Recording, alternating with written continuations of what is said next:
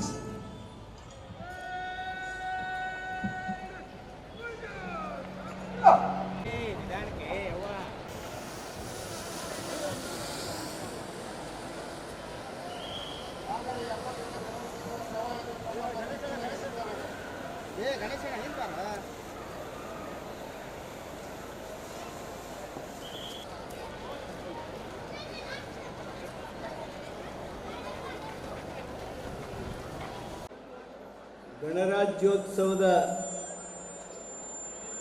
ಶುಭಾಶಯಗಳು. ನಮಸ್ಕಾರ. ಇಂದಿನ ಮುಂಜಾವಿನ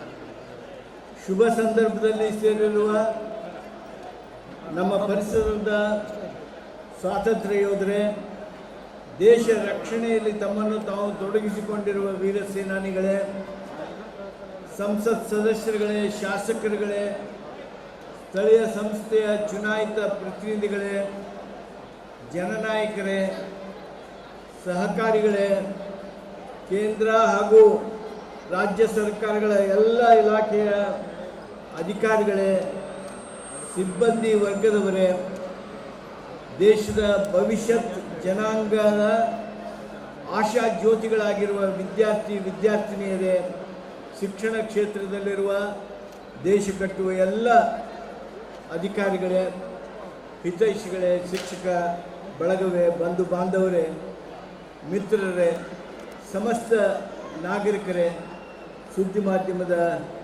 ಸ್ನೇಹಿತರೇ, ತಮಗೆಲ್ಲ 77ನೇ ಗಣರಾಜ್ಯೋತ್ಸವದ ತುಂಬು ಹೃದಯದ ಹಾರ್ದಿಕ ಶುಭಾಶಯಗಳು. ದೇಶದ ಪ್ರಜೆಗಳ ಧರ್ಮ, ಭಾಷೆ, ಸಂಸ್ಕೃತಿ, ಸಂಪ್ರದಾಯ ಮತ್ತು ಪರಂಪರೆಗಳಿಗೆ ಧಕ್ಕೆ ಬಾರದಂತೆ ಸಮಸ್ತರನ್ನು ಐಕ್ಯತೆ ಮತ್ತು ಸಹಿಷ್ಣುತೆಯಲ್ಲಿ ಬೆಸೆಯುವಂತೆ ಸಂವಿಧಾನ ಸಿದ್ಧಪಡಿಸಿದ ಕೀರ್ತಿ ಸಂವಿಧಾನ ಶಿಲ್ಪಿ ಡಾಕ್ಟರ್ ಬಾಬಾ ಸಾಹೇಬ್ ಅಂಬೇಡ್ಕರ್ ಹಾಗೂ ಅವರ ಸಂಗಡಿಗರಿಗೆ ಹಾಗೂ ಅವರೊಂದಿಗೆ ಹಗಲಿರುಳು ಶ್ರಮಿಸಿದ ಎಲ್ಲರಿಗೂ ಸಲ್ಲುತ್ತದೆ. ಗಣರಾಜ್ಯೋತ್ಸವದ ಈ ಶುಭ ಸಂಭ್ರಮದ ದಿನದಂದು ನಮ್ಮ ಜಿಲ್ಲೆಯ ಜನತೆಯ ಪರವಾಗಿ ದೇಶವನ್ನು ಸ್ವತಂತ್ರ ಹಾಗೂ ಪ್ರಜಾರಾಜ್ಯವನ್ನಾಗಿ ಮಾಡುವಲ್ಲಿ ಶ್ರಮಿಸಿದ ರಾಷ್ಟ್ರಪಿತ ಮಹಾತ್ಮ ಗಾಂಧೀಜಿ, ಪಂಡಿತ್ ಜವಾಹರ್ಲಾಲ್ ನೆಹರು, ಬಾಬು ರಾಜೇಂದ್ರ ಪ್ರಸಾದ್, ಸರ್ದಾರ್ ವಲ್ಲಭಭಾಯಿ ಪಟೇಲ್, ಡಾಕ್ಟರ್ ಬಿ.ಆರ್. ಅಂಬೇಡ್ಕರ್ ಹಾಗೂ ಅನೇಕ ಗಣ್ಯರನ್ನು ಕೃತಜ್ಞತಾಪೂರ್ವಕವಾಗಿ ಸ್ಮರಿಸುತ್ತೇನೆ. ಭಾರತವು ವಿಶ್ವದಲ್ಲಿಯೇ ಅತಿ ದೊಡ್ಡ ಪ್ರಜಾಪ್ರಭುತ್ವ ಆಡಳಿತವನ್ನು ಹೊಂದಿದ ಗಣರಾಜ್ಯವಾಗಿದೆ. ಪ್ರಜೆಗಳಿಂದ ಪ್ರಜೆಗಳಿಗಾಗಿ, ಪ್ರಜೆಗಳಿಗೋಸ್ಕರ ಇರುವ ಆಡಳಿತವೇ ಪ್ರಜಾಪ್ರಭುತ್ವ ವ್ಯವಸ್ಥೆಯಾಗಿದೆ. ಈ ಧ್ಯೇಯ ಮಂತ್ರವನ್ನು ಸಾಕಾರಗೊಳಿಸಲು ಸಂವಿಧಾನ ಶಿಲ್ಪಿ ಡಾಕ್ಟರ್ ಬಾಬಾ ಸಾಹೇಬ್ ಅಂಬೇಡ್ಕರ್ ಅವರ ನೇತೃತ್ವದಲ್ಲಿ ರಚನೆಯಾದ ಸಂವಿಧಾನವನ್ನು 1950 ಜನವರಿ 26ರಂದು ಅಂಗೀಕರಿಸಿ ನಮ್ಮ ದೇಶವನ್ನು ಸರ್ವತಂತ್ರ ಸ್ವತಂತ್ರ ಸಾರ್ವಭೌಮ ಗಣರಾಜ್ಯವೆಂದು ಘೋಷಣೆ ಮಾಡಲಾಯಿತು. ಸಂವಿಧಾನ ಜಾರಿಗೆ ಬಂದು 77 ವಸಂತಗಳನ್ನು ಪೂರೈಸಿದ ಸುಸಂದರ್ಭದಲ್ಲಿದ್ದೇವೆ. ಪ್ರಜಾಪ್ರಭುತ್ವದ ಮೌಲ್ಯಗಳಾದ ಸಾಮಾಜಿಕ, ಆರ್ಥಿಕ ಮತ್ತು ರಾಜಕೀಯ ನ್ಯಾಯವನ್ನು, ವಿಚಾರ, ಅಭಿವ್ಯಕ್ತಿ, ನಂಬಿಕೆ, ಧರ್ಮ ಮತ್ತು ಉಪಾಸನೆಯ ಸ್ವಾತಂತ್ರ್ಯವನ್ನು, ಸ್ಥಾನಮಾನ ಮತ್ತು ಅವಕಾಶಗಳ ಸಮಾನತೆಯನ್ನು ದೊರೆಯುವಂತೆ ಮಾಡುವುದಕ್ಕಾಗಿ ವ್ಯಕ್ತಿ ಗೌರವ, ದೇಶದ ಏಕತೆ ಮತ್ತು ಸಮಗ್ರತೆಗಾಗಿ ಎಲ್ಲರಲ್ಲಿ ಭ್ರಾತೃತ್ವ ಭಾವನೆಯನ್ನು ಮೂಡಿಸುವುದಕ್ಕಾಗಿ ದೃಢ ಸಂಕಲ್ಪ ಮಾಡಿ ನಮ್ಮ ಸಂವಿಧಾನ ಸಭೆಯಲ್ಲಿ 1949ನೇ ಇಸ್ವಿಯ ನವೆಂಬರ್ ತಿಂಗಳು 26ನೇ ದಿನದಂದು ಈ ಸಂವಿಧಾನವನ್ನು ನಮಗೆ ನಾವೇ ಅರ್ಪಿಸಿಕೊಂಡು ಅಂಗೀಕರಿಸಿ ಶಾಸನವಾಗಿ ವಿಧಿಸಿಕೊಂಡಿದ್ದೇವೆ. ಇತ್ತೀಚಿನ ದಿನಗಳಲ್ಲಿ ಸಂವಿಧಾನವನ್ನು ಧಿಕ್ಕರಿಸುವ, ಉಲ್ಲಂಘಿಸುವ ಮತ್ತು ಅದಕ್ಕೆ ಅಪಚಾರ ಎಸಗುವ ಘಟನೆಗಳು ವಿಧಾನಸಭೆ, ಲೋಕಸಭೆ ಹಾಗೂ ರಾಜಭವನಗಳಲ್ಲಿಯೇ ನಡೆಯುತ್ತಿವೆ. ಸಂವಿಧಾನದ ರಕ್ಷಕರಾಗಿರುವ ಉನ್ನತ ಹುದ್ದೆ ಅಲಂಕರಿಸಿ ಸಂವಿಧಾನದ ಅಡಿಯಲ್ಲಿ ಪ್ರಮಾಣ ವಚನ ಸ್ವೀಕರಿಸಿರುವ ನಮ್ಮ ದೇಶದ ಜವಾಬ್ದಾರಿಯುತರು ಸಂವಿಧಾನದ ಉಲ್ಲಂಘನೆ, ತಮ್ಮ ಮನಸ್ಸೋ ಇಚ್ಛೆಯಂತೆ ಅದನ್ನು ಅರ್ಥೈಸಿ ಅಗೌರವಿಸುವ, ಸಂವಿಧಾನವನ್ನು ಉಲ್ಲಂಘಿಸುವ ಕೆಲಸ ನಡೆಯುತ್ತಿರುವುದು ಅತ್ಯಂತ ವಿಷಾದದ ಸಂಗತಿ. ಸಂವಿಧಾನದ ಅಡಿಯಲ್ಲಿ ಕಾರ್ಯನಿರ್ವಹಿಸುವ ಸಂದರ್ಭದಲ್ಲಿ ಅತ್ಯಂತ ಸೂಕ್ಷ್ಮವಾದ ಮತ್ತು ಗಂಭೀರವಾದ ವಿಷಯಗಳನ್ನು ಶಾಸನ ಸಭೆಗಳಲ್ಲೂ ಸಹ ಗಮನಿಸದೆ ಕೇವಲ ರಾಜಕೀಯ ಕಾರಣಕ್ಕಾಗಿ ಮುಂದಾಲೋಚನೆ ಇಲ್ಲದೆ ಕೆಲವು ಅಂಶಗಳನ್ನು ತಮ್ಮ ರಾಜಕೀಯ ನಿಲುವುಗಳಿಗೆ ಪೂರಕವಾಗಿ ವ್ಯಾಖ್ಯಾನಿಸುತ್ತಿರುವುದು ಕಳವಳಕಾರಿಯಾಗಿದೆ. ನಮ್ಮ ಸಂವಿಧಾನ ಜಗತ್ತಿನಲ್ಲಿಯೇ ಒಂದು ಯಶಸ್ವಿ ಸಂವಿಧಾನ. ಜಗತ್ತಿನಲ್ಲಿರುವ ವಿವಿಧ ರಾಷ್ಟ್ರಗಳ ಸಂವಿಧಾನಗಳು ಜೀವಂತವಾಗಿರುವುದು ಸರಾಸರಿ 19 ವರ್ಷ ಮಾತ್ರ. ಆದರೆ ನಮ್ಮ ಸಂವಿಧಾನ 77 ವಸಂತಗಳನ್ನು ಪೂರೈಸಿ ಜಗತ್ತಿನ ಅತಿದೊಡ್ಡ ಪ್ರಜಾಪ್ರಭುತ್ವವನ್ನು ಯಶಸ್ವಿಗೊಳಿಸಿದೆ. ನಮ್ಮ ದೇಶಕ್ಕೆ ಸ್ವಾತಂತ್ರ್ಯ ನೀಡಬೇಕೆಂದು ಇಂಗ್ಲೆಂಡ್ ಆಡಳಿತ ನಿರ್ಣಯಿಸುವ ಸಂದರ್ಭದಲ್ಲಿ ಇಂಗ್ಲೆಂಡ್ನ ನಮ್ಮ ದೇಶದ ಮೇಲುಸ್ತುವಾರಿ ಮಾಡುತ್ತಿದ್ದ ಭಾರತದ ಕಾರ್ಯದರ್ಶಿಯಾಗಿದ್ದ ಮಾನ್ಯ ಲಾರ್ಡ್ ಬಿರ್ಕೆನ್ ಹೆಡ್ ಹೇಳಿದ ಮಾತು ನಾನು ಇಲ್ಲಿ ಉಚ್ಚರಿಸುತ್ತಿದ್ದೇನೆ. ವಿವಿಧ ಧರ್ಮ ಜಾತಿಯಿಂದ ಕೂಡಿದ ಭಾರತ ಈ ದೇಶ, ಅಲ್ಲಿಯ ಜನರ ಸಣ್ಣತನ ಹಾಗೂ ಅಸಮಾನತೆ ಅವರಿಗೆ ತಮ್ಮ ಸಂವಿಧಾನವನ್ನು ರಚಿಸಿಕೊಳ್ಳಲು ಸಾಧ್ಯವೇ ಎಂಬ ಅಪಮಾನದ ಮಾತು ಆಡಿದ್ದ ಆ ಬ್ರಿಟಿಷ್ ಅಧಿಕಾರಿಯ ಮಾತು ಹುಸಿಗೊಳಿಸಿ ಅತ್ಯಂತ ಯಶಸ್ವಿ, ಜನಪರ, ಪ್ರಗತಿಪರ ಸಂವಿಧಾನವನ್ನು ನಾವು ಕೊಟ್ಟಿದ್ದೇವೆ ಎಂಬ ಹೆಮ್ಮೆ ನಮ್ಮದಾಗಿದೆ. ಇತ್ತೀಚಿನ ದಿನಗಳಲ್ಲಿ ದಕ್ಷಿಣ ಭಾರತದ ರಾಜ್ಯಗಳಲ್ಲಿ ರಾಜ್ಯಪಾಲರು ಹಾಗೂ ಸರ್ಕಾರಗಳ ಮಧ್ಯೆ ತೀವ್ರವಾದ ಸಂವಿಧಾನಿಕ ಬಿಕ್ಕಟ್ಟುಗಳು ಮೇಲಿಂದ ಮೇಲೆ ಉದ್ಭವಿಸುತ್ತಿರುವುದು ಕಳವಳಕಾರಿ. ಸಂವಿಧಾನ ನೀಡಿರುವ ಸ್ವಾಯತ್ತ ರಾಜ್ಯಗಳ ಸಂವಿಧಾನದ ನಿರ್ದೇಶನದಂತೆ ನಮ್ಮ ಒಕ್ಕೂಟ ವ್ಯವಸ್ಥೆಯಲ್ಲಿ ಸಹಕಾರಿ ಫೆಡರಲ್ ತತ್ವದಡಿ ವಿಶ್ವಾಸ ಕುದುರಿ ರಾಷ್ಟ್ರದಲ್ಲಿ ಹೆಚ್ಚು ಸೌಹಾರ್ದಯುತ ರಾಜಕೀಯ ವಾತಾವರಣ ಸೃಷ್ಟಿಯಾಗಬೇಕು. ಆದರೆ ಇತ್ತೀಚಿನ ಕೇಂದ್ರ ರಾಜ್ಯ ಸರ್ಕಾರಗಳ ಸಂಬಂಧಗಳು ಹದಗೆಡುತ್ತಿದ್ದು ರಾಜ್ಯ ಸರ್ಕಾರಗಳ ಮೇಲೆ ತೀವ್ರ ಆರ್ಥಿಕ ಹಾಗೂ ರಾಜಕೀಯ ಒತ್ತಡಗಳು ಹೆಚ್ಚಾಗುತ್ತಿರುವುದು ಕೇಂದ್ರ ಮತ್ತು ರಾಜ್ಯಗಳ ಸಂಬಂಧಗಳ ಸುಧಾರಣೆ ತಕ್ಷಣ ಆಗಬೇಕಾಗಿರ್ತಕ್ಕಂಥ ಅಗತ್ಯವಿದೆ. ರಾಜ್ಯಗಳು ತಮ್ಮ ಆದಾಯದಲ್ಲಿರಲಿ, ಸುಂಕದಲ್ಲಿರಲಿ ಅಥವಾ ಕೊಡುಗೆಗಳಲ್ಲಿರಲಿ ಕೇಂದ್ರಕ್ಕೆ ನೀಡುವ ಹಣಕಾಸಿನ ಹಾಗೂ ಕೇಂದ್ರ ನೀಡುವ ಹಂಚಿಕೆಗಳು ನ್ಯಾಯಯುತವಾಗಿಲ್ಲವೆಂಬ ಕೂಗು ಎಲ್ಲೆಡೆ ಗಟ್ಟಿಗೊಳ್ಳುತ್ತಿರುವುದು ಫೆಡರಲ್ ವ್ಯವಸ್ಥೆಯ ಕಾರ್ಯನಿರ್ವಹಣೆಗೆ ಎಚ್ಚರಿಕೆ ಗಂಟೆಯನ್ನು ಬಾರಿಸುತ್ತಿದೆ. ಒಕ್ಕೂಟ ವ್ಯವಸ್ಥೆಯಲ್ಲಿ ಕೇಂದ್ರ ಮತ್ತು ರಾಜ್ಯಗಳ ನಡುವಿನ ಸಂಬಂಧಗಳು ಹೇಗಿರಬೇಕೆಂದು ಜಸ್ಟಿಸ್ RS ಸರ್ಕಾರಿಯ ಆಯೋಗದ ವರದಿಯಲ್ಲಿ ವಿಶದೀಕರಿಸಲಾಗಿದೆ. ಕೇಂದ್ರ ರಾಜ್ಯಗಳ ನಡುವಿನ ಸಂಬಂಧಗಳು ಒಕ್ಕೂಟ ವ್ಯವಸ್ಥೆಯನ್ನು ಗೌರವಿಸುವಂತೆ ಇರಬೇಕಾದದ್ದು ಸೂಕ್ತ. ಆದರೆ ಈಗ ಕೇಂದ್ರ ರಾಜ್ಯಗಳ ಸಂಬಂಧಗಳನ್ನು ಪುನರ್ ವ್ಯಾಖ್ಯಾನಿಸುವ ದೃಷ್ಟಿಯಲ್ಲಿ ಮತ್ತು ಸಮರ್ಪಕವಾಗಿ ಪರಸ್ಪರ ಆಡಳಿತಾತ್ಮಕ ವಿಶ್ವಾಸದಿಂದ ನಡೆದುಕೊಂಡು ಹೋಗಬೇಕಾದ ಅವಶ್ಯಕತೆ, ಸಂವಿಧಾನದ ಅಡಿಯಲ್ಲಿ ಕಾರ್ಯನಿರ್ವಹಿಸಬೇಕಾದದ್ದು ನಮ್ಮ ಕರ್ತವ್ಯ. ಸಂವಿಧಾನದ ಅಣತಿಗೆಯನ್ನು ಮತ್ತು ನಿರ್ದೇಶನಗಳನ್ನು ಭಾರತೀಯ ಪ್ರಜಾಸತ್ತಾತ್ಮಕ ವ್ಯವಸ್ಥೆಯನ್ನು ಚಲನಶೀಲಗೊಳಿಸುವ ಸದುದ್ದೇಶದಿಂದ ಪಾಲನೆ ಮಾಡಬೇಕಾದದ್ದು ಪ್ರತಿಯೊಬ್ಬ ನಾಗರಿಕನ ಕರ್ತವ್ಯ. ಸಂವಿಧಾನವನ್ನು ಉಲ್ಲಂಘಿಸುವ ಸಣ್ಣ ಕ್ರಿಯೆಯನ್ನು ಸಹ ಅತ್ಯಂತ ಗಂಭೀರವಾಗಿ ಪರಿಗಣಿಸಬೇಕಾದ ಅವಶ್ಯಕತೆ ಮತ್ತು ಜವಾಬ್ದಾರಿ ಭಾರತೀಯ ನಾಗರಿಕನದ್ದಾಗಿದೆ. ಈ ಜವಾಬ್ದಾರಿಯನ್ನು ನಾಗರಿಕರು ಅತ್ಯಂತ ಹೊಣೆಗಾರಿಕೆಯಿಂದ ನಿರ್ವಹಿಸಬೇಕೆಂದು ಕೋರುತ್ತೇನೆ.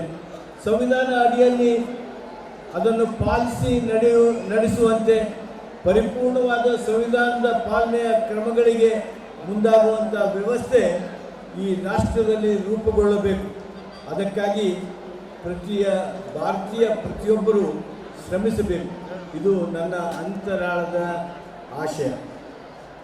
ಮಹಾತ್ಮ ಗಾಂಧಿ ರಾಷ್ಟ್ರೀಯ ಗ್ರಾಮೀಣ ಉದ್ಯೋಗ ಖಾತರಿ ಕಾನೂನನ್ನು ಕೇಂದ್ರ ಸರ್ಕಾರ ನಿರಸನಗೊಳಿಸಿದೆ.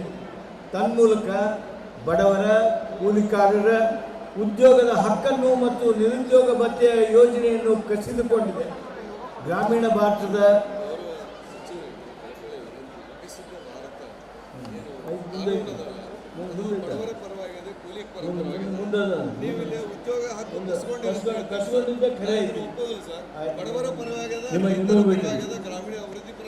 ಬಡವರ ತನ್ಮೂಲಕ ಬಡವರ ಕೂಲಿಕಾರರ ಉದ್ಯೋಗದ ಹಕ್ಕನ್ನು ನಿರುದ್ಯೋಗ ಭತ್ಯೆಯ ಯೋಜನೆಯನ್ನು ಕಸಿದುಕೊಂಡಿದೆ. ಗ್ರಾಮೀಣ ಭಾರತದ ಅಭಿವೃದ್ಧಿ ಪರ್ವದ ಬೃಹತ್ ಅಧ್ಯಾಯವಾಗಿದ್ದ ಮನ್ರೇಗಾ ಭಾರತೀಯ ಗ್ರಾಮೀಣ ಬದುಕಿನಲ್ಲಿ ಹಾಸುಹೊಕ್ಕಾಗಿತ್ತು. ಗ್ರಾಮೀಣ ಕೂಲಿಕಾರನ ದೈನಂದಿನ ಬದುಕಿನ ಸಂಜೀವಿನಿಯಾಗಿದ್ದ ಈ ಪರಿಣಾಮಕಾರಿ ಉದ್ಯೋಗ ಖಾತರಿ ಕಾನೂನನ್ನು ನಿರಸನಗೊಳಿಸುವ ಮೂಲಕ ಭಾರತೀಯ ಗ್ರಾಮೀಣ ಬದುಕನ್ನು ದುರ್ಬಲಗೊಳಿಸಲಾಗಿದೆ. ಗ್ರಾಮೀಣ ಭಾಗದಲ್ಲಿ ಜನ ಗುಳೆ ಹೋಗದಂತೆ, ಅನ್ನವಿಲ್ಲದೆ ನೆರಳದಂತೆ, ಬರಗಾಲದ ಬವಣೆಯಲ್ಲಿಯೂ ಸಹ ಕುಟುಂಬ ಸದಸ್ಯರೊಂದಿಗೆ ನರೇಗಾ ಯೋಜನೆಗೆ ದುಡಿದು ತಮ್ಮ ಗ್ರಾಮಕ್ಕಾಗಿ ಆಸ್ತಿಗಳನ್ನು ಸೃಷ್ಟಿಸಿ ನೆಮ್ಮದಿಯಿಂದ ಬದುಕುತ್ತಿದ್ದ ಬದುಕನ್ನು ಕೇಂದ್ರ ಸರ್ಕಾರದ ಕ್ರಮದಿಂದ ಅಸ್ತವ್ಯಸ್ತಗೊಂಡಿದೆ. ಈ ಕುರಿತು ನಾವೆಲ್ಲ ಜಾಗೃತಗೊಂಡು ಶ್ರಮಜೀವಿಗಳ ಹಕ್ಕಿನ ಧ್ವನಿಯಾಗಬೇಕಾಗಿದೆ. ಕೇವಲ ಬಂಡವಾಳಶಾಹಿಗಳ ಅನುಕೂಲವಾಗುವ ಯೋಜನೆಯನ್ನು ಧಿಕ್ಕರಿಸಬೇಕಾಗಿದೆ. ಜನ ಜಾಗೃತರಾಗಬೇಕಾಗಿದೆ. ಬಂಡವಾಳಶಾಹಿಗಳ ಹಿತಾಸಕ್ತಿಯನ್ನು ಕಾಪಾಡುವ ಗುತ್ತಿಗೆದಾರರ ಕೇಂದ್ರೀಕೃತ BBG ಯೋಜನೆ ಹೆಸರಿನಲ್ಲಿ ಗ್ರಾಮೀಣ ಹಿತಾಸಕ್ತಿಯನ್ನು ಗಾಳಿಗೆ ತೂರಲಾಗಿದೆ. ಇದರಿಂದಾಗಿ ಗ್ರಾಮೀಣ ಆಸ್ತಿ ಸೃಜನೆಯ ಮೇಲೆ ಮತ್ತು ಕೂಲಿಕಾರರು ಇರುವ ಸ್ಥಳಗಳಲ್ಲಿಯೇ ಉದ್ಯೋಗ ಒದಗಿಸಬೇಕೆಂಬ ಘನವಾದ ಉದಾತ್ತ ಉದ್ದೇಶಗಳಿಗಾಗಿ ಕೇಂದ್ರ ಸರ್ಕಾರಕ್ಕೆ ಮಹಾತ್ಮ ಗಾಂಧಿ ರಾಷ್ಟ್ರೀಯ ಗ್ರಾಮೀಣ ಉದ್ಯೋಗ ಖಾತರಿ ಕಾನೂನು ಪುನಃ ಸ್ಥಾಪನೆ ಮಾಡುವಂತೆ ಕರ್ನಾಟಕ ರಾಜ್ಯ ಒತ್ತಾಯಿಸುತ್ತದೆ. ಆದ್ದರಿಂದ ಕೇಂದ್ರ ಸರ್ಕಾರವು ತಂದಿರುವ BBG ಕಾನೂನನ್ನು ತಕ್ಷಣ ರದ್ದುಪಡಿಸಿ ಬಡವರ ಪರವಾದ, ಕೃಷಿ ಕಾರ್ಮಿಕರ ಪರವಾದ, ಗ್ರಾಮೀಣ ಆಸ್ತಿ ಸೃಜನೆಗೆ ಬಹುದೊಡ್ಡ ಅವಕಾಶ ಕಲ್ಪಿಸುವ, ನಿರುದ್ಯೋಗಿ ಭತ್ಯೆ ಒದಗಿಸುವ, ಕಾರ್ಮಿಕರು ಅವರಿರುವ ಸ್ಥಳದಲ್ಲೇ ಕೆಲಸ ಒದಗಿಸುವ ಮಹಾತ್ಮ ಗಾಂಧಿ ರಾಷ್ಟ್ರೀಯ ಗ್ರಾಮೀಣ ಉದ್ಯೋಗ ಖಾತರಿ ಕಾನೂನನ್ನು ಮರುಸ್ಥಾಪಿಸಬೇಕೆಂದು ನಮ್ಮ ಸರ್ಕಾರ ಕೇಂದ್ರವನ್ನು ಒತ್ತಾಯಿಸುತ್ತದೆ. ಹಣಕಾಸಿನ ಹಂಚಿಕೆ ಇರಲಿ, GST ಪರಿಹಾರವಿರಲಿ ಅಥವಾ ಕೇಂದ್ರದ ಅನುದಾನ ನೆರವುಗಳಿರಲಿ, ಎಲ್ಲ ವಿಷಯಗಳಲ್ಲೂ ಕೇಂದ್ರ ಸರ್ಕಾರ ಕರ್ನಾಟಕದ ಪಾಲಿಗೆ ಮಲತಾಯಿ ಧೋರಣೆ ಅನುಸರಿಸುತ್ತಿದೆ. ಇದರಿಂದಾಗಿ ರಾಜ್ಯದ ಅಭಿವೃದ್ಧಿಗೆ ಕೊಡಲಿ ಪೆಟ್ಟು ಬೀಳುತ್ತಿದೆ. ವ್ಯವಸ್ಥಿತವಾದ ನಿರಾಕರಣೆ ಕರ್ನಾಟಕ ರಾಜ್ಯದ ಜನರಿಗೆ ತೋರುವ ಅಗೌರವವಾಗಿದೆ. 2023-24ರಲ್ಲಿ ಕರ್ನಾಟಕ ಸರ್ಕಾರವು ಸರ್ವೋಚ್ಚ ನ್ಯಾಯಾಲಯದ ಮೆಟ್ಟಲೇರಿ ತನ್ನ ಬರ ಪರಿಹಾರದ ಅನುದಾನ ಪಡೆಯಬೇಕಾಯಿತು. ರಾಜ್ಯದಿಂದ ಹೆಚ್ಚಿನ ತೆರಿಗೆ ಕೊಡುಗೆಯನ್ನು ಕೇಂದ್ರಕ್ಕೆ ನೀಡುತ್ತಿದ್ದರೂ ಅತ್ಯಂತ ಕನಿಷ್ಠ ನೆರವು ನಮಗೆ ಹರಿದು ಬರುತ್ತಿದೆ. ಇದರ ಹೊರತಾಗಿಯೂ ಕರ್ನಾಟಕವು ತನ್ನ ಸಂಪನ್ಮೂಲಗಳಿಂದ ರಾಜ್ಯದಲ್ಲಿ ಪಂಚ ಗ್ಯಾರಂಟಿ ಯೋಜನೆಗಳನ್ನು ಜಾರಿಗೆ ತಂದು ರಾಜ್ಯದ 1,25,00,000 ಕುಟುಂಬಗಳ ಬಡತನ ರೇಖೆಯಿಂದ ಮೇಲೆತ್ತಿದೆ. ಕರ್ನಾಟಕದ ತಲಾ ಆದಾಯವು ಜಿಲ್ಲಾವಾರು ಲೆಕ್ಕ ಹಾಕಿದಾಗ ಗಣನೀಯವಾಗಿ ಹೆಚ್ಚಾಗಿರುವುದು ನಮ್ಮಲ್ಲಿ ತಂದಿದೆ. ಗದಗ್ನಂಥ ಜಿಲ್ಲೆಯಲ್ಲಿ ಅರ್ಥವ್ಯವಸ್ಥೆಯು ಅಭಿವೃದ್ಧಿ ಪಥದಲ್ಲಿ ಮುನ್ನುಗ್ಗುತ್ತಿದ್ದು ತಲಾ ಆದಾಯವು ಕನಿಷ್ಠ 22,000 ರೂಪಾಯಿ ಪ್ರತಿ ತಿಂಗಳಿಗೆ ತಲುಪಿದೆ ಎಂಬುದನ್ನು ತಮ್ಮ ಗಮನಕ್ಕೆ ತರಲು ಸಂತೋಷವೆನಿಸುತ್ತಿದೆ. ಸ್ನೇಹಿತರೆ, ಲಕ್ಕುಂಡಿ ಇತ್ತೀಚೆಗೆ ನಮ್ಮೆಲ್ಲರ ಗಮನವನ್ನು ಸೆಳೆಯುತ್ತಿದೆ. 101 ಗುಡಿ ಹಾಗೂ 101 ಬಾವಿಗಳ ಪ್ರಸಿದ್ಧಿ ಪಡೆದ ಲಕ್ಕುಂಡಿ ನಮ್ಮೆಲ್ಲರಿಗೆ ಹೆಮ್ಮೆಯ ತಾಣ. ರಾಜ್ಯ ಸರ್ಕಾರ, ಪ್ರಾಚ್ಯವಸ್ತು ಇಲಾಖೆ, ಜಿಲ್ಲಾಡಳಿತ, ಲಕ್ಕುಂಡಿ ಪ್ರಾಧಿಕಾರ ಸೇರಿ 101 ಗುಡಿ 101 ಬಾವಿಗಳ ಅನ್ವೇಷಣೆ ಮಾಡಲು ಹಾಗೂ ಅವುಗಳನ್ನು ಅನಾವರಣಗೊಳಿಸಲು ಕಂಕಣಬದ್ಧವಾಗಿದೆ. ಇದೇ ಆರ್ಥಿಕ ವರ್ಷದಲ್ಲಿ ಅಂದರೆ 2026 ಮಾರ್ಚ್ದೊಳಗೆ ಪಂಚಭಾವಿಗಳನ್ನು 5 ಗುಡಿ 5 ಬಾವಿಗಳನ್ನು ಅನಾವರಣಗೊಳಿಸುವ ಕಾರ್ಯಾಚರಣೆ ಕೈಗೊಳ್ಳಲು ಸರ್ಕಾರ ಕ್ರಮ ಕೈಗೊಳ್ಳಲಿದೆ. ಜನವರಿ 16ರಿಂದ ಇತ್ತೀಚೆಗೆ ಉತ್ಖನನ ಕಾರ್ಯ ಪ್ರಾರಂಭವಾಗಿದ್ದು ಐತಿಹಾಸಿಕ ಮಹತ್ವದ ಸಂಶೋಧನಾತ್ಮಕ ಅಂಶಗಳು ಪ್ರಕಟವಾಗುತ್ತಿವೆ. ಇತ್ತೀಚೆಗೆ ಲಕ್ಕುಂಡಿಯಲ್ಲಿ ಮನೆಯೊಂದರ ಪಾಯವನ್ನು ತೆಗೆಯುವ ಸಂದರ್ಭದಲ್ಲಿ ದೊರೆತ 465 ಗ್ರಾಂ ಬೆಲೆ ಬಾಳುವ ಬಂಗಾರದ ವಸ್ತು ಎಂದು ಗುರುತಿಸುವ ನಿಧಿಯನ್ನು ಪ್ರಜ್ವಲ ದಿತ್ತಿ ಎಂಬ ಲಕ್ಕುಂಡಿ ಬಾಲಕ ಸರ್ಕಾರಕ್ಕೆ ನೀಡುವ ಮೂಲಕ ತನ್ನ ಪ್ರಾಮಾಣಿಕತೆಯನ್ನು ಮೆರೆದು ಲಕ್ಕುಂಡಿಯ ಸಂಸ್ಕೃತಿಗೆ ಕೀರ್ತಿ ತಂದಿದ್ದಾನೆ. ಅವನ ತಾಯಿ ಹಾಗೂ ಅವನ ಅಮ್ಮ ತೋರಿದ ಸಾಮಾಜಿಕ, ನೈತಿಕ, ಸಾಂಸ್ಕೃತಿಕ ನಿಲುವುಗಳು ಪ್ರಶಂಸನಾರ್ಹ. ಆರ್ಥಿಕವಾಗಿ ಅಡಚಣೆಯಲ್ಲಿರುವ ಈ ಕುಟುಂಬಕ್ಕೆ ಒಂದು ನಿವೇಶನ ಹಾಗೂ ಮನೆ ಮಂಜೂರಿ ಅಲ್ಲದೆ ಆ ಬಾಲಕನ ತಾಯಿಗೆ ಉದ್ಯೋಗವನ್ನು ಸರ್ಕಾರ ನೀಡಲಿದೆ.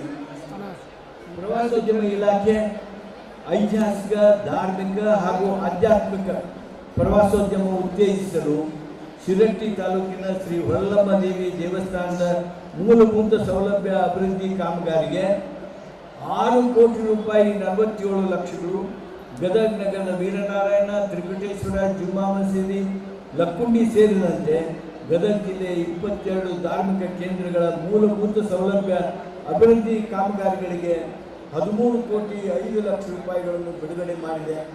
ಪರಿಸರ ಹಾಗೂ ವನ್ಯಜೀವಿ ಪ್ರವಾಸೋದ್ಯಮ ಉತ್ತೇಜಿಸಲು ಕಪ್ಪತ್ತಗುಡ್ಡ, ಗದಗ ಝೂ ವಿಸ್ತರಣೆ, ಮಾಗಡಿ ಕೆರೆ ಅಭಿವೃದ್ಧಿಗಾಗಿ ಒಟ್ಟು 4 ಕಾಮಗಾರಿಗಳಿಗೆ 22 ಕೋಟಿ 50 ಲಕ್ಷ ರೂಪಾಯಿಯನ್ನು ಬಿಡುಗಡೆ ಮಾಡಲಾಗಿದೆ.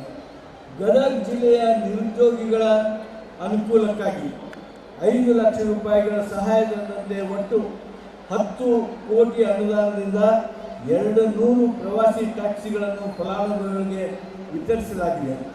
SCP TSP ಯೋಜನೆಯಡಿ ಗದಗ ಜಿಲ್ಲೆಯ 7 ಫಲಾನುಭವಿಗಳಿಗೆ ಮೊಬೈಲ್ ಕ್ಯಾಂಟೀನ್ ತರಬೇತಿ ನೀಡಿ ವಾಹನ ಖರೀದಿಸಲು ಪ್ರತಿ ಫಲಾನುಭವಿಗೆ 5 ಲಕ್ಷ ರೂಪಾಯಿಯಂತೆ 35 ಲಕ್ಷ ರೂಪಾಯಿಗಳ ಸಹಾಯಧನ ಬಿಡುಗಡೆ ಮಾಡಿದೆ.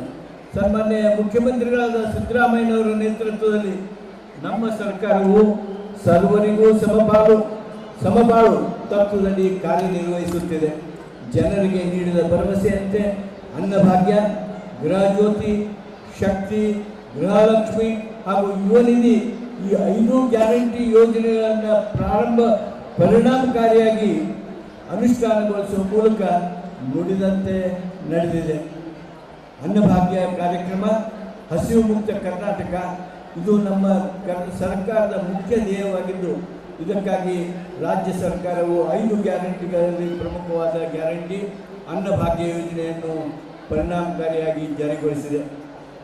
ಶಕ್ತಿ ಯೋಜನೆ ಪ್ರಾರಂಭದಿಂದ 21/1/2026 ಗದಗ ವಿಭಾಗದ ಬಸ್ಸುಗಳಲ್ಲಿ ಒಟ್ಟು 22 ಕೋಟಿ 55 ಲಕ್ಷ 80 ಸಾವಿರ ಪ್ರಯಾಣಿಕರಲ್ಲಿ 14 ಕೋಟಿ 1,93,000 ಮಹಿಳಾ ಪ್ರಯಾಣಿಕರು ಪ್ರಯಾಣಿಸಿರುತ್ತಾರೆ.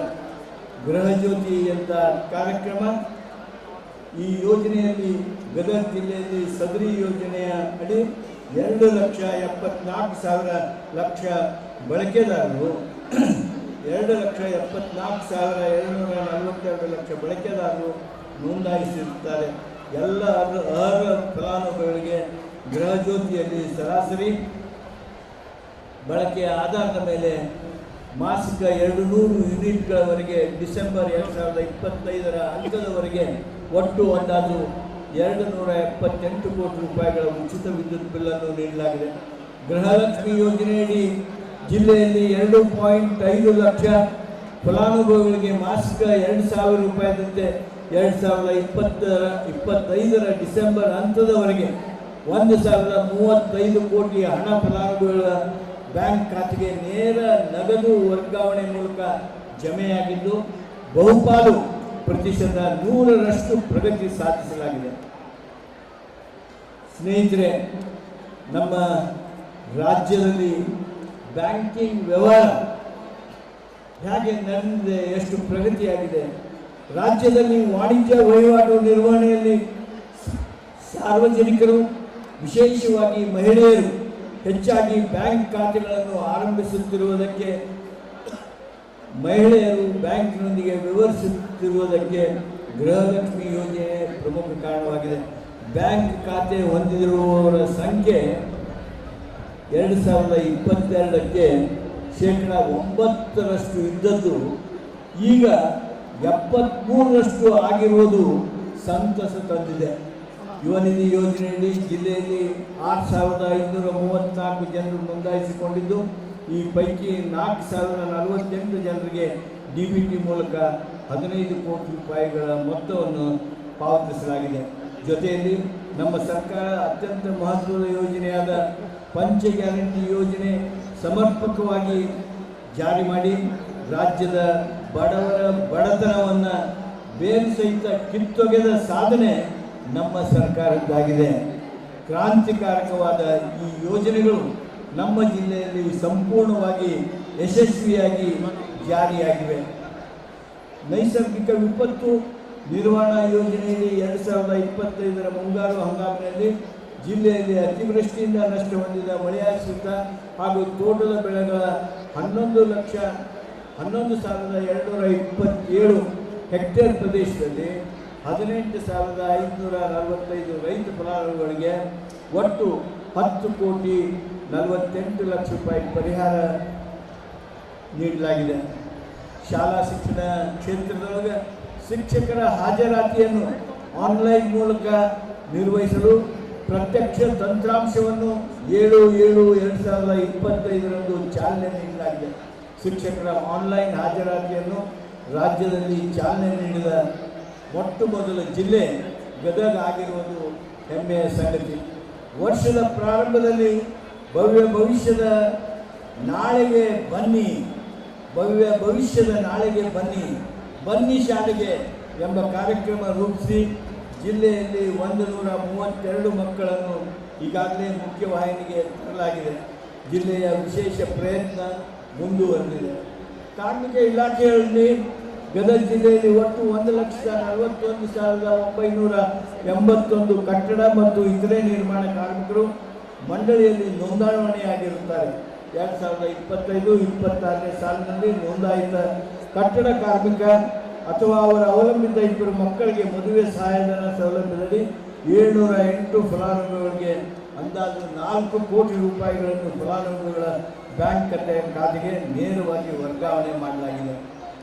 ಕ್ರೀಡಾ ಕ್ಷೇತ್ರದಲ್ಲಿ ಸ್ನೇಹಿತರೆ, ಗದಗ ಬೆಟಗೇರಿ ನಗರದ KH ಪಾಟೀಲ್ ಜಿಲ್ಲಾ ಕ್ರೀಡಾಂಗಣದಲ್ಲಿ ಫುಟ್ಬಾಲ್ ಟರ್ಫ್ ಮೈದಾನ ನಿರ್ಮಾಣ ಕಾಮಗಾರಿ, ಗದಗ ಬೆಟಗೇರಿ ನಗರದ ಜಿಲ್ಲಾ ಕ್ರೀಡಾಂಗಣದಲ್ಲಿ ಫ್ಲಡ್ ಲೈಟ್ ಮತ್ತು ವಿವಿಧ ಅಭಿವೃದ್ಧಿ ಕಾಮಗಾರಿಗಳು, ಗದಗ ಜಿಲ್ಲಾ ಒಳಾಂಗಣ ಕ್ರೀಡಾಂಗಣದಲ್ಲಿ ವುಡನ್ ಫ್ಲೋರಿಂಗ್, ಲೈಟಿಂಗ್ ಹಾಗೂ ವಿವಿಧ ಅಭಿವೃದ್ಧಿ ಕಾಮಗಾರಿ, ಗದಗ ತಾಲೂಕಾ ಮುಳುಗುಂದ ಪಟ್ಟಣದಲ್ಲಿ ಈಜುಗಳ ನಿರ್ಮಾಣ ಕಾಮಗಾರಿಗಳ ಅನುಷ್ಠಾನಕ್ಕಾಗಿ ಅಂದಾಜು 9 ಕೋಟಿ ರೂಪಾಯಿಗಳ ಅನುದಾನದಲ್ಲಿ 4 ಕಾಮಗಾರಿಗಳಿಗೆ ಚಾಲನೆ ನೀಡಲಾಗಿದೆ.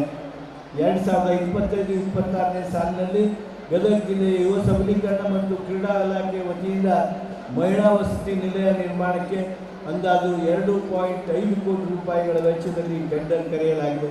ರೋಣ ಮತಕ್ಷೇತ್ರ ವ್ಯಾಪ್ತಿಯಲ್ಲಿ ರೋಣ ತಾಲೂಕಾ ಕ್ರೀಡಾಂಗಣದಲ್ಲಿ ಈಜುಕೊಳ ನಿರ್ಮಾಣ ಕಾಮಗಾರಿ 2 ಕೋಟಿ ರೂಪಾಯಿಗಳಲ್ಲಿ ಹಾಗೂ ರೋಣ ಮತಕ್ಷೇತ್ರದ ವ್ಯಾಪ್ತಿಯ ಗಜೇಂದ್ರಗಢದಲ್ಲಿ 2 ಕೋಟಿ ರೂಪಾಯಿಗಳ ಅನುದಾನದಲ್ಲಿ ನೂತನ ತಾಲೂಕು ಕ್ರೀಡಾಂಗಣ ನಿರ್ಮಾಣವಾಗುತ್ತಿದೆ. ಸಮಾಜ ಕಲ್ಯಾಣ ಇಲಾಖೆಯಲ್ಲಿ 2025-26ನೇ ಸಾಲಿನ ಡಿಸೆಂಬರ್ ಅಂತ್ಯದವರೆಗೆ ಗದಗ ಜಿಲ್ಲೆಯ ವಿವಿಧ ಇಲಾಖೆಗಳ ವಿಶೇಷ ಘಟಕ ಯೋಜನೆಯಲ್ಲಿ 85 ಕೋಟಿ ರೂಪಾಯಿ ಬಿಡುಗಡೆಯಾಗಿದ್ದು 73 ಕೋಟಿ ರೂಪಾಯಿ ಖರ್ಚು ಮಾಡಿರತಕ್ಕಂಥದ್ದು ಪ್ರತಿಶತ 86ರಷ್ಟು ಪ್ರಗತಿ ಸಾಧಿಸಲಾಗಿದೆ. ಅಲ್ಪಸಂಖ್ಯಾತರ ಕಲ್ಯಾಣ ಇಲಾಖೆಯಿಂದ ಗದಗ ತಾಲೂಕಿನ ಹತ್ತಿ ಗ್ರಾಮದಲ್ಲಿ 10 ಕೋಟಿ ವೆಚ್ಚದಲ್ಲಿ ನಿರ್ಮಾಣಗೊಂಡ ಅಲ್ಪಸಂಖ್ಯಾತರ ಹೆಣ್ಣು ಮಕ್ಕಳ ವಸತಿ ಶಾಲೆಯನ್ನು ಉದ್ಘಾಟಿಸಲಾಗಿದ್ದು 20 ಕೋಟಿ ರೂಪಾಯಿ ವೆಚ್ಚದಲ್ಲಿ ಅಲ್ಪಸಂಖ್ಯಾತರ ನವೋದಯ ಮಾದರಿ ವಸತಿ ಶಾಲೆ ಕಟ್ಟಡದ ಪ್ರಗತಿ ಆಗ್ತಾ ಇದೆ. ಶಹರದಲ್ಲಿ 2.35 ಕೋಟಿ ರೂಪಾಯಿಗಳ ವೆಚ್ಚದಲ್ಲಿ ನಿರ್ಮಾಣಗೊಂಡ ಕರ್ನಾಟಕ ಮೌಲಾನಾ ಆಜಾದ್ ಮಾದರಿ ಶಾಲೆ ಉದ್ಘಾಟಿಸಲಾಗಿದ್ದು 1.42 ಕೋಟಿ ರೂಪಾಯಿಗಳ ವೆಚ್ಚದಲ್ಲಿ ಹೆಚ್ಚುವರಿ ಕೊಠಡಿಗಳ ನಿರ್ಮಾಣ ಶಂಕುಸ್ಥಾಪನೆ ನೆರವೇರಿಸಲಾಗಿದೆ. 12 ಕೋಟಿ ರೂಪಾಯಿ 9 ಲಕ್ಷ ರೂಪಾಯಿಯ ವೆಚ್ಚದಲ್ಲಿ ನಿರ್ಮಾಣಗೊಂಡ ಅಲ್ಪಸಂಖ್ಯಾತರ ಸಾಮಾನ್ಯ ವಸತಿ ನಿಲಯವನ್ನು ಉದ್ಘಾಟಿಸಲಾಗಿರುತ್ತದೆ. ಗದಗ ಬೆಳಗೇರಿ ನಗರಸಭೆ ವ್ಯಾಪ್ತಿಯಲ್ಲಿ ವಿವಿಧ ಕಾಮಗಾರಿಗಳಿಗೆ ಸಂಬಂಧಿಸಿದಂತೆ 2021-22ನೇ ಸಾಲಿನ ಕರ್ನಾಟಕ ನೀರಾವರಿ ನಿಗಮ ಹಾಗೂ ಮಾನ್ಯ ಶಾಸಕರ ಸ್ಥಳೀಯ ಅಭಿವೃದ್ಧಿ ಯೋಜನೆಯಡಿ ವಾರ್ಡ್ ನಂಬರ್ 17 ಮತ್ತು 18ರ ಮಧ್ಯದಲ್ಲಿ ಹರಿಯುವ ರಾಜಕಾಲುವೆ ಮೇಲೆ ಇಂದಿರಾವನ ನಿರ್ಮಾಣ ಮಾಡಿ ಸದರಿ ಉದ್ಯಾನವನ ಮತ್ತು ಮಕ್ಕಳ ಕ್ರೀಡೆಗಾಗಿ ಕ್ರೀಡಾ ಉಪಕರಣಗಳನ್ನು ಅಳವಡಿಸಲಾಗಿದ್ದು ಮತ್ತು ವಯೋವೃದ್ಧರಿಗೆ ವಿಶ್ರಾಂತಿಗಾಗಿ ಸ್ಥಳ ಕಲ್ಪಿಸಿ ಸಾರ್ವಜನಿಕರ ಉಪಯೋಗಕ್ಕಾಗಿ ಮುಕ್ತಗೊಳಿಸಲಾಗಿರುತ್ತದೆ. ಗದಗ ಜಿಲ್ಲೆಯ ಗದಗ ಬೆಳಗೇರಿ ನಗರಸಭೆ ವ್ಯಾಪ್ತಿಯಲ್ಲಿ ವಸತಿ ರಹಿತ ಫಲಾನುಭವಿಗಳಿಗೆ AHP ಯೋಜನೆಯಲ್ಲಿ 71 ಎಕರೆ ಜಮೀನಿನಲ್ಲಿ 3630 ಮನೆಗಳಲ್ಲಿ 250 ಮನೆಗಳು ಹಂಚಿಕೆ ಮಾಡಲಾಗಿದೆ. ಪ್ರಸ್ತುತ 724 ಮನೆಗಳು ಪೂರ್ಣಗೊಳ್ಳುವ ಹಂತದಲ್ಲಿದ್ದು 2606 ಮನೆಗಳು ವಿವಿಧ ಹಂತದಲ್ಲಿ ಪ್ರಗತಿಯಲ್ಲಿದೆ. ಗದಗ ಜಿಲ್ಲೆಯಲ್ಲಿ ಹಿಂದುಳಿದ ವರ್ಗಗಳ ಕಲ್ಯಾಣ ಇಲಾಖೆಯ ವತಿಯಿಂದ ಒಟ್ಟು 68 ವಿದ್ಯಾರ್ಥಿ ನಿಲಯಗಳು ಹಾಗೂ 4 ವಸತಿ ಶಾಲೆಗಳು ಕಾರ್ಯನಿರ್ವಹಿಸುತ್ತಿದ್ದು 7815 ವಿದ್ಯಾರ್ಥಿಗಳು ವಿದ್ಯಾಭ್ಯಾಸ ಮಾಡುತ್ತಿದ್ದಾರೆ. 2025-26ನೇ ಸಾಲಿಗೆ ಹಿಂದುಳಿದ ವರ್ಗಗಳ ವಿದ್ಯಾರ್ಥಿಗಳಿಗೆ ಶುಲ್ಕ ಮರುಪಾವತಿ ಮಂಜೂರು ಮಾಡಲು 809 ಲಕ್ಷ ರೂಪಾಯಿ ಬಿಡುಗಡೆಯಾಗಿದ್ದು ಅದರಲ್ಲಿ 4537 ವಿದ್ಯಾರ್ಥಿಗಳಿಗೆ 404 ಕೋಟಿ ರೂಪಾಯಿ ಮಂಜೂರು ಮಾಡಲಾಗಿರುತ್ತದೆ. ಸ್ನೇಹಿತರೆ, ನಮ್ಮ ಗದಗಿನ ವಿಶೇಷ ಪ್ರಯೋಗವೆಂಬಂತೆ ಕಾನೂನು ಸುವ್ಯವಸ್ಥೆ, ಅಪರಾಧ ತಡೆಗಟ್ಟುವಿಕೆ ಮತ್ತು ಸಂಚಾರ ಸುರಕ್ಷತೆಯನ್ನು ಕಟ್ಟುನಿಟ್ಟಾಗಿ ನಿರ್ವಹಿಸಲು ಥರ್ಡ್ ಐ ಯೋಜನೆಯನ್ನು 150 ಲಕ್ಷ ರೂಪಾಯಿ ವೆಚ್ಚದಲ್ಲಿ ಅನುಷ್ಠಾನಗೊಳಿಸಲಾಗಿದೆ. ಥರ್ಡ್ ಐ ಪ್ರಾರಂಭವಾದಾಗಿನಿಂದ ಸುಲಿಗೆ, ಕಳ್ಳತನ, ಮನೆಗಳ್ಳತನ, ಗಲಭೆ, ರಸ್ತೆ ಅಪಘಾತಗಳು ಮುಂತಾದ ಪ್ರಕರಣಗಳನ್ನು ಪತ್ತೆ ಮಾಡುವಲ್ಲಿ ಮೊದಲಿಗಿಂತ ಅಧಿಕವಾಗಿ ಹಾಗೂ ಅಪರಾಧದ ಪ್ರಕರಣಗಳು ಗಣನೀಯವಾಗಿ ಕಡಿಮೆಯಾಗಿ ಥರ್ಡ್ ಐನ ಅನುಷ್ಠಾನದಿಂದ ಸಾರ್ವಜನಿಕರಲ್ಲಿ ಭಯಮುಕ್ತ ವಾತಾವರಣ ನಿರ್ಮಾಣಕ್ಕೆ ಕಾರಣವಾಗಿದೆ. ಸಾರ್ವಜನಿಕರ ಸುರಕ್ಷಿತ ಚಾಲನೆಯಿಂದ ಅಪಘಾತಗಳ ಸಂಖ್ಯೆಯಲ್ಲಿ ಇಳಿಮುಖವಾಗಿದೆ. ಬಂಧುಗಳೇ, ರಾಷ್ಟ್ರಕವಿ ಕುವೆಂಪು ಅವರು ಕರ್ನಾಟಕವನ್ನು ಸರ್ವಜನಾಂಗದ ಶಾಂತಿಯ ತೋಟ ಎಂದು ವ್ಯಾಖ್ಯಾನಿಸಿದ್ದಾರೆ. ಗಣತಂತ್ರ ವ್ಯವಸ್ಥೆಯ ಮತ್ತು ಸಂವಿಧಾನದ ಮೂಲ ಆಶಯಗಳನ್ನು ಇಟ್ಟುಕೊಂಡು ಎಲ್ಲರೂ ಸಹಬಾಳ್ವೆಯಿಂದ ಬದುಕೋಣ, ಅಂತಹ ಬದುಕು ನಮ್ಮದಾಗಿಸಲು ಈ ಗಣರಾಜ್ಯೋತ್ಸವ ಪ್ರೇರಣೆ ನೀಡಲಿ ಹಾಗೆ ಅಂತೇಳಿ ಹಾರೈಸಿ ಮತ್ತೊಮ್ಮೆ ತಮ್ಮೆಲ್ಲರಿಗೆ ಗಣರಾಜ್ಯೋತ್ಸವದ ಶುಭಾಶಯಗಳನ್ನು ಕೋರ್ತೇನೆ. ಜೈ ಹಿಂದ್, ಜೈ ಹಿಂದ್, ಜೈ ಹಿಂದ್, ಜೈ ಕರ್ನಾಟಕ. ಸುಮಾರು 450 ಗ್ರಾಂ ಬಂಗಾರವನ್ನ ಸರ್ಕಾರಕ್ಕೆ ಒಪ್ಪಿಸಿದ್ದಾರೆ. ಪ್ರಜ್ವಲ್ ರೆಡ್ಡಿಯವರಿಗೆ ನಮ್ಮ ಕರ್ನಾಟಕ ಜನ ಸರ್ಕಾರದ ವತಿಯಿಂದ ಸಾಮಾನ್ಯ ಸಚಿವರು ವಿಶೇಷ ಆಸಕ್ತಿ 30 ನಿವೇಶನವನ್ನು ಅವರಿಗೆ ನೀಡಲಾಗಿದೆ. 38-40 ಸೈಟ್ ನಿವೇಶನವನ್ನು ನೀಡಲಾಗಿದೆ. ಅವರ ತಾಯಿ ಕಸ್ತೂರವ್ವ ರೆಡ್ಡಿ ಅವರಿಗೆ BCM ಇಲಾಖೆಯ ಒಂದು ಅಡುಗೆ ಸಹಾಯಕ ಉದ್ಯೋಗವನ್ನು ಕೂಡ ಅವರಿಗೆ ನೀಡಲಾಗಿದೆ. ಅವರಿಗೆ ಮನೆಯನ್ನು ನಿರ್ಮಾಣ ಮಾಡಲಿಕ್ಕೆ 5 ಲಕ್ಷ ರೂಪಾಯಿ ಪರಿಹಾರವನ್ನು ಕೂಡ ಅವರಿಗೆ ನೀಡಲಾಗಿದೆ. ಸಾರ್ವಜನಿಕ ಕ್ಷೇತ್ರದಲ್ಲಿ ಬಹಳ ವಿಶಿಷ್ಟವಾದಂತಹ ಮುಖ್ಯಸ್ಥರಾದ ಡಾಕ್ಟರ್ ಶರಣ್ ಮುಗೀರ್ ಸರ್ ಅವರ ಸಾಹೇಬರು, ಶ್ರೀ ಅಕ್ಬರ್ ಸಾಬ್ ಬವರ್ಚಿ, ಸನ್ಮಾನ್ಯ ಜಿಲ್ಲಾಧಿಕಾರಿಗಳು ಇದೀಗ ಗೌರವಪೂರ್ವಕವಾಗಿ ಸನ್ಮಾನವನ್ನು ನೆರವೇರಿಸ್ತಾ ಇದ್ದಾರೆ. ಈ ಒಂದು ಕುಟುಂಬಕ್ಕೆ ರೆಡ್ಡಿ ಕುಟುಂಬಕ್ಕೆ ಜಿಲ್ಲಾಡಳಿತದ ಪರವಾಗಿ ಅಭಿನಂದನೆಗಳನ್ನ ಸಲ್ಲಿಸೋಣ.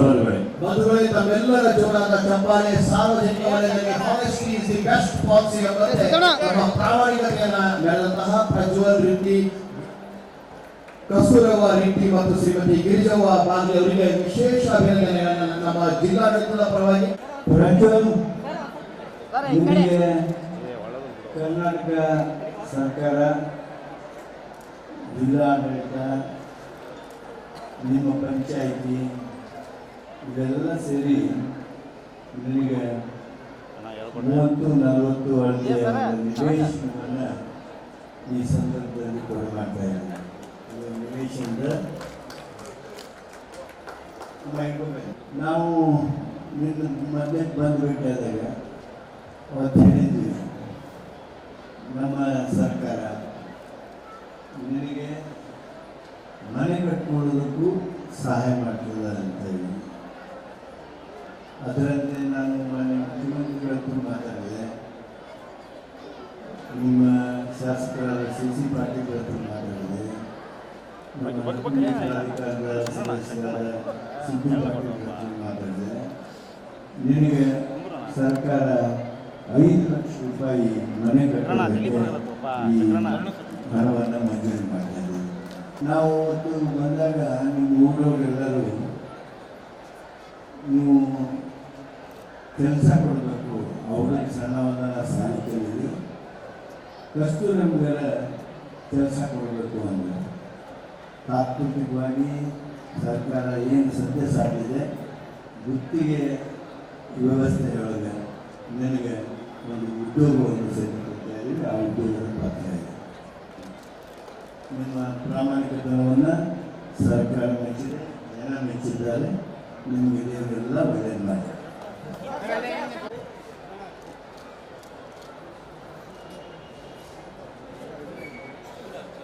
ಕುಟುಂಬಕ್ಕೆ ಜೋರಾದ ಚಪ್ಪಾಳೆ ಮುಖಾಂತರ ನಾವೆಲ್ಲರೂ ಅಭಿನಂದನೆ ಸಲ್ಲಿಸೋಣ ಈ ಕುಟುಂಬದ ಪ್ರಾಮಾಣಿಕತೆಗೆ.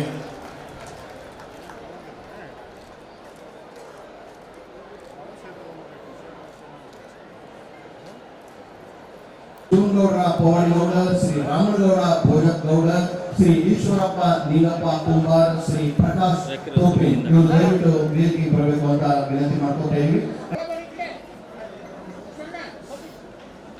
ಸಮಾರಂಭದಲ್ಲಿ ವಿಧಾನ ಪರಿಷತ್ ಸದಸ್ಯ ಎಸ್ವಿ ಸಂಕನೂರ, ರಾಜ್ಯ ವಿಕೇಂದ್ರೀಕರಣ ಯೋಜನೆ ಮತ್ತು ಅಭಿವೃದ್ಧಿ ಸಮಿತಿ ಉಪಾಧ್ಯಕ್ಷ ಡಿಯಾಗ ಪಾಟೀಲ, ನಗರಾಭಿವೃದ್ಧಿ ಪ್ರಾಧಿಕಾರದ ಅಧ್ಯಕ್ಷ ಅಕಬರಸಾಬ ಬಬರ್ಚಿ, ಗ್ಯಾರಂಟಿ ಯೋಜನೆಗಳ ಅನುಷ್ಠಾನ ಪ್ರಾಧಿಕಾರದ ತಾಲೂಕು ಅಧ್ಯಕ್ಷ ಅಶೋಕ ಮಂದಾಲಿ, ಸಿದ್ದು ಪಾಟೀಲ, ಜಿಲ್ಲಾಧಿಕಾರಿ ಸಿಎನ್ ಶ್ರೀಧರ, ಜಿಲ್ಲಾ ಪೊಲೀಸ್ ವರಿಷ್ಠಾಧಿಕಾರಿ ರೋಹನ ಜಗದೀಶ, ಅಪರ ಜಿಲ್ಲಾಧಿಕಾರಿ ಡಾ ದುರ್ಗೇಶ ಕೆಆರ್, ಉಪವಿಭಾಗಾಧಿಕಾರಿ ಗಂಗಪ್ಪ ಎಂ, ತಹಶೀಲ್ದಾರ ಶ್ರೀನಿವಾಸಮೂರ್ತಿ ಕುಲಕರ್ಣಿ, ಜಿಲ್ಲಾ ಪಂಚಾಯತ ಉಪಕಾರ್ಯದರ್ಶಿ ಸಿಆರ್ ಮುಂಡರಗಿ ಸೇರಿದಂತೆ ವಿವಿಧ ಇಲಾಖೆಗಳ ಅಧಿಕಾರಿಗಳು, ಜನಪ್ರತಿನಿಧಿಗಳು, ಗಣ್ಯರುಗಳು, ಸಾರ್ವಜನಿಕರು, ಅಪಾರ ಸಂಖ್ಯೆಯಲ್ಲಿ ಶಾಲಾ ವಿದ್ಯಾರ್ಥಿಗಳು ಉಪಸ್ಥಿತರಿದ್ದರು.